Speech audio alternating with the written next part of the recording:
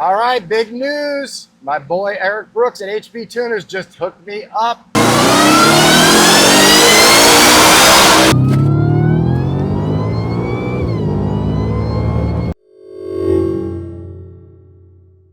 Hey, what's up? Ken from Palm Beach Dyno here. We have Steve's Raptor R on the dyno, all set up for a baseline pull. And then it's headed over to the shop for our ported blower package, which includes the ported blower, the throttle body, intercooler, water manifold. It's also got 1050X injectors going into it with the Palm Beach Dyno fuel rail kit, which we recommend for E85. So let's baseline it, and then we're going to show you what it makes on both 93 octane and E85 with the Palm Beach Dyno custom tune and all of those modifications. If you're a PBD fan, good news. We've got new merch in stock, hats, and our Run PBD shirt. You can get those on our website. Just go to the site, pbddyno.com, and at the top, it will say apparel and merchandise. Click on that, and everything you need will be in there. Anyway, let's see what kind of power this thing makes.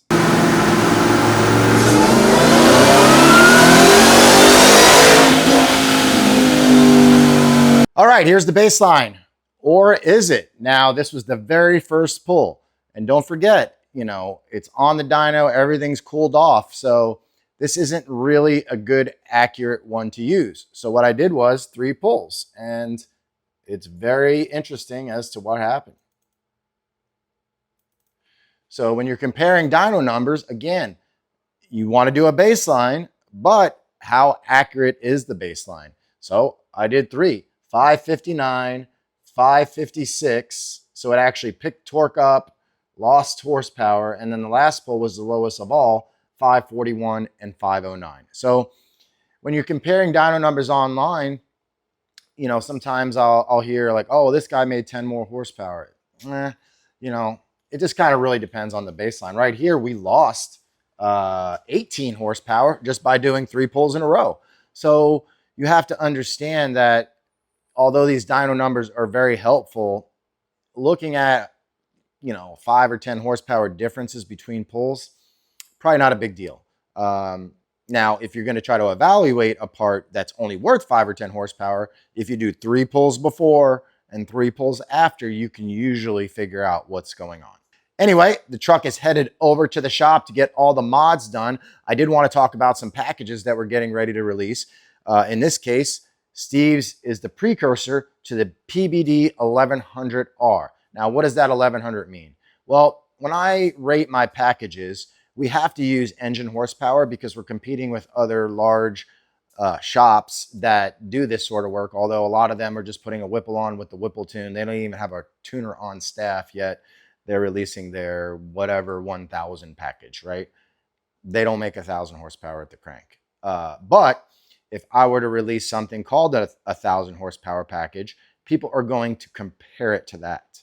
So I have to play that game a little bit.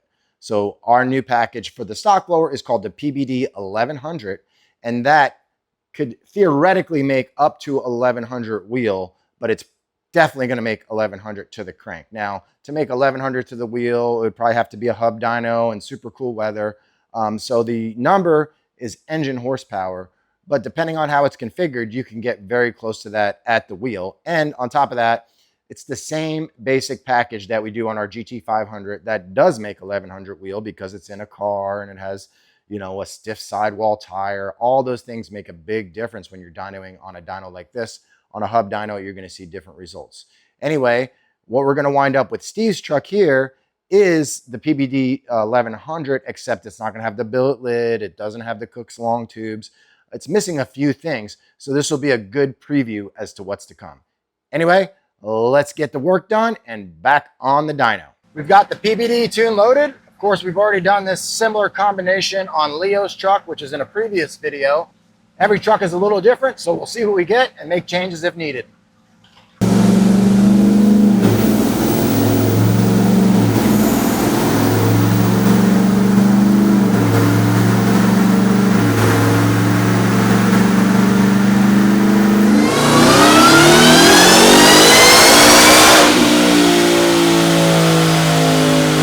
Very nice for the first hit. Let's take a look at it.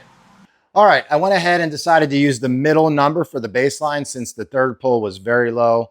I just basically went with the middle number, which is pretty close to the very first pull, which was cold. 697 and 558 on the very first hit on Steve's truck with the parts and PBD tune. You're talking about 140 horsepower, but we've got a lot more to go here. As you can see, it picks up the entire way. The curve doesn't have as many dips. It's nice and smooth power delivery. I'm hearing this from all the people that have done our tune on bone stock vehicles. In fact, Kelly Aiken just did a video. If you check out his channel, he used to be known as Mr. Draggy, but you can just search for Kelly Aiken on YouTube. And he did a back-to-back test on his Raptor R bone stock, and the results were phenomenal. Anyway, I'm going to make some changes to this. Now, another question I've had is RPM. Why aren't we spinning these higher? Well, the problem is there's a specific rev limiter we do not have access to. I've gotten with Eric Brooks at HP Tuners, and he's going to add it for me. It's 7,100 RPM in select shift, which is what we're dynoing in. So we can't go higher, but hopefully, eventually we can, and we'll probably spin these things up to 75 or 7,600. Anyway, let me make some changes, and we'll see what happens.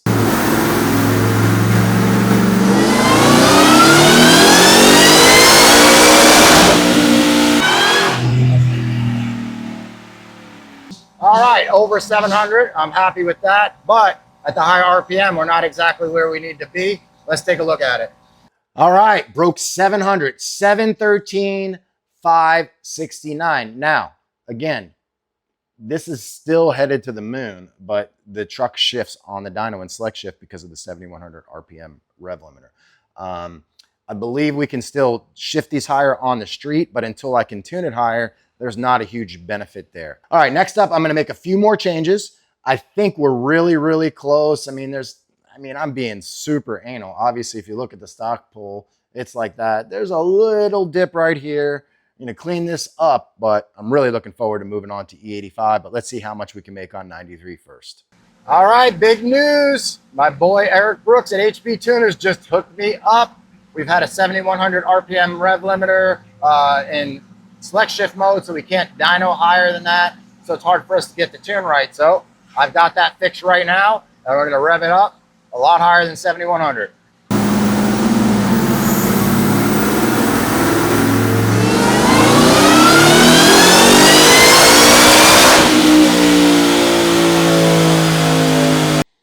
All right, there you are, over 7,100. But look at the power curve. It still dips really hard. A lot of tuners would give up when they see this. Well, it's not making power up top. It's starving up top for air, all kinds of things. But this is tune related.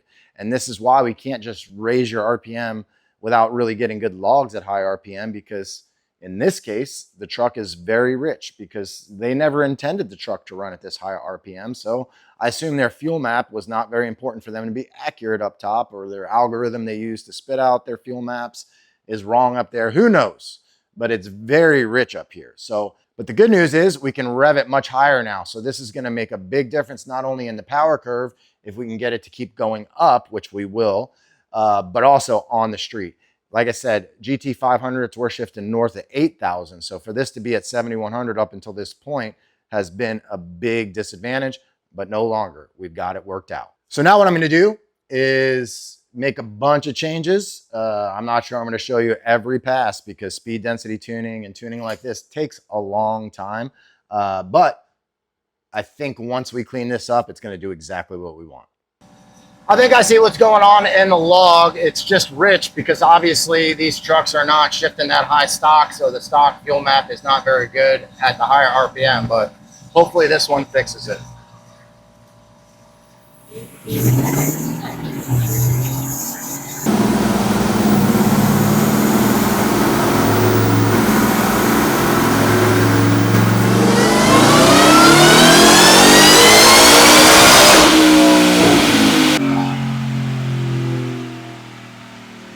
$730s, very, very cool. Much, much better. And let's take a look at it. There it is, 733 and 572. Now, again, another lesson in dyno numbers. I try to point this out every single time. So if you want to learn about dynos, watch all my videos. We went from 705 to 733. Did we pick that up? Not at the same RPM. If you look at this, I wasn't really messing with the tune down here. I was just trying to fix up top. So at this point, like 6,900, it's making exactly the same power. The additional, 28 horsepower is only from RPM. But I'm not saying we don't want that. My point is when you're looking at these numbers, you might think, oh, the tuning picked up a bunch of power. And it did, but only because we revved it higher and were able to retune the fueling to make everything the most efficient possible. I think this is pretty much it, but the truck is pretty warm. So I'm going to give it a fair cool down and get one last number. And then we're moving the E85. Everything is looking really good in the log. I made just a couple tweaks at higher RPM. I'm hoping maybe to hit 740, maybe not. Obviously a longer cool down would get us there too, but I want to move on to that E85 because that's where the magic happens.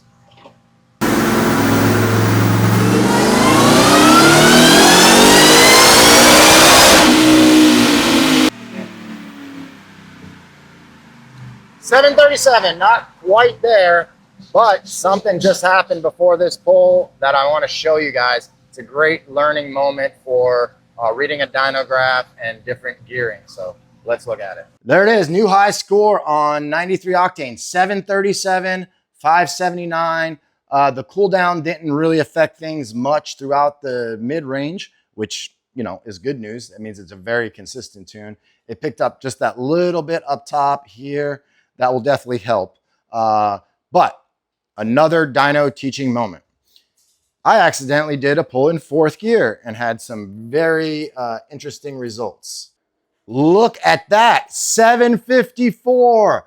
Did I pick up a bunch of power? Nope, it's just in a different gear. And this is kind of showing you the differences in what gearing is gonna do. Now, since we've always done these in fifth gear, we're going to continue down that path. I'm not just going to switch to fourth gear and not show you 754. Now, because we're in the lower gear, you do make less torque. So it's a trade-off usually when you're changing gears. Sometimes two gears can be similar. Normally a lower gear is going to show less torque and maybe more power. And then in this case, that's exactly what happened because the tires aren't getting as hot, the tires aren't getting as deformed, things like that. So it just can kind of wing the dyno up top, but that's not really a fair comparison. I got excited when I saw it, don't get me wrong, but then I realized the torque was lower, the pull was faster than it should have been, and then boom, that's what happened. So time for the big number. We're gonna put E85 in this thing. This should go fairly quickly. The tune's pretty much done. We know the timing map we need. So now it's showtime.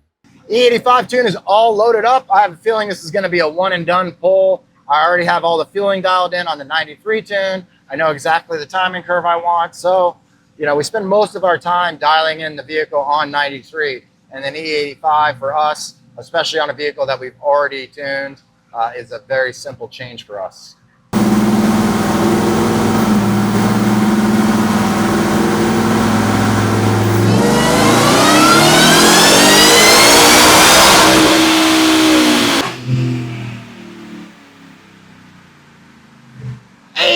$824. Holy cow.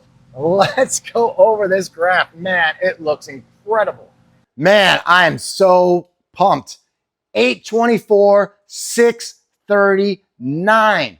E85. Remember, this thing only has a 2.7 pulley. It doesn't have the billet lid. It doesn't have headers. There's so much more room to move on this deal. And that's what the PBD 1100R is going to be. It's going to be all of those things maximized. And on E85, on the GT500, we go down to a 2.2 pulley. That pulley is pretty small. Sometimes you can run into belt issues. If you decide to run that on your Raptor, I would only do it on like race day or when you're really trying to, get the best ET out of it or the best performance, or you're racing a buddy. The lowest pulley we normally go for what I would say you can leave on the car or the truck full time would be a 2.4 pulley. Just that alone would add 3 pounds of boost. The billet lid adds, the headers add, and I'm not going to go and try to guesstimate here exactly what it will make. But we're talking we're going to be limited by stock fuel system on the PBD level 1. We're going to be doing the systems in a level 1 and level 2 configuration, both on stock blower and Whipple. So the level 1 is basically going to set you up for a stock fuel system setup and keep the power at the point where the stock trans is going to be happy. The level 2 steps up in injector size and adds a fuel system, and the transmission is highly recommended. If you really want, we'll build you one without it, but you'd probably be back in a week with all that power. I don't think the trans will take it. Now, don't forget all of Palm Beach Dyno's new tuning, 24 plus, Raptor R, F-150, S650, free 12 months of updates. And here's a perfect example. Now that we have the higher RPM tune for the Raptor R, all you have to do is send in an email, ask if we have a new update. In this case, you already know. Request that update and you get it for free for 12 months. We're always going to be making new updates and improvements to every application as they're newer. If any tuner tells you otherwise, they are not trying hard enough. We're never going to get things done in a week or 2 weeks or 3 weeks. It takes time and revisions. And why should you be penalized if you buy early and then in 6 months now we have a much better tune? You get that for free. Also, if you need any help whatsoever, you can call us at 561-571-1173. Don't forget, Palm Beach Dyno sells all the parts you could imagine. We build anything you can imagine. We're here to help. And if the phone isn't your style, Facebook or Instagram, you can message us at any time. The key point here is we're here to help. We love doing this stuff. Ask us any questions you need and we will help you. We do appreciate the support. If you buy the parts from us, usually you're going to save a lot more if you buy the entire package from us rather than nickel and diamond and going here and there to save $5. If you buy it all from us, we can give you a discount. And if you're getting your car built here, you have to buy the parts from us. You cannot bring us parts to install. Anyway, I hope you guys enjoyed the video. Share it with your friends, and we'll see you on the next one.